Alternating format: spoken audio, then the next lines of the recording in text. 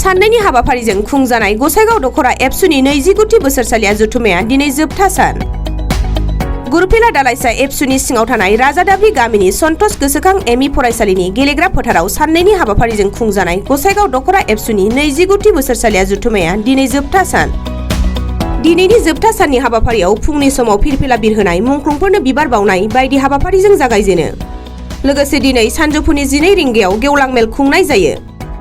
बे गेवलां मेलावनो गाहाय आलासि महरै मिरु एबसुनि लोगो गाहाय नेहाथारि दिनेश ब्रह्मआ बाहागो लायो।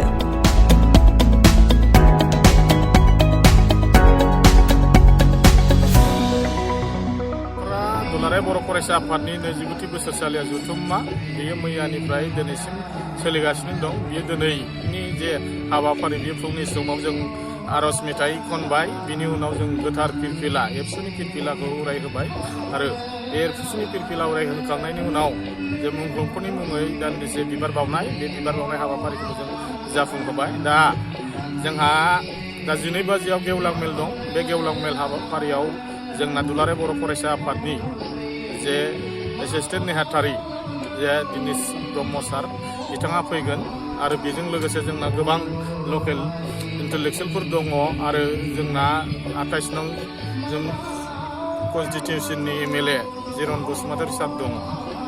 मा सावरायनो जागोन गेवलां मेलाव? बाहाय जोङो समाजारि जेंना बिटिआर एकर्डनि दफाफोरखौ लानानै माखासे जों मोनथिहोनाय दङ।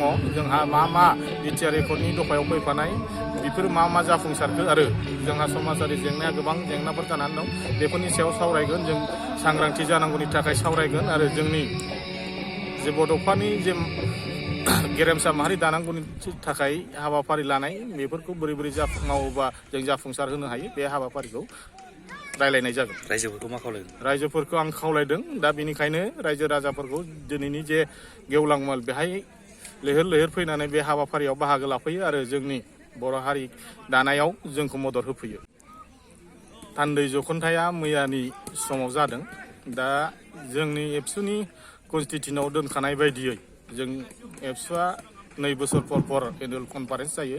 माय गोजाम बोदोनखौ सिफायनानै गोदान बडि दाफिननाय जायो। बे सिगां बडि दाफिननायनि सिगां जोङो 2 बोसोरनि थाखाय आफादगिरि नेहाथारि दाफुंनायनि सिगां जोङो 2 बोसोराव मा मावलांगोन बिथांमोनहा, बेनि थाखाय जों बिथांखि लानाय जायो। दा बाहाय जोङो गोबां बिथांखि लानाय जादों। गिबियावनो जोङो समाजारि जेंना जेरै खोमसि फोथायनाय, उन्दै बैसोआव हाबा जानाय, बेफोरखौ मोजाङै जाफुंसारहोनो एबा बिसोरखौ फोजोबनो थाखाय जों बे थिरांथाखौ लानाय जादों। आरो बांसिनै जोङोहा एबसुनि थांखियानो जा एबसुनि जन्म जानायनि जे थांखियानो जाहैबाय सोलोंथाइ बिथिङाव खामानि मावनाय, सोलोंथाइ बिथिंखौ सांग्रां बानायबाय। बयबो बर' सेंग्रा सिख्लाफोरखौ एबा बयबो मानसिफोरखौ नों लेखा गोरों खालामनायनि थाखाय बे बिथांखिखौबो जों लानाय जादों।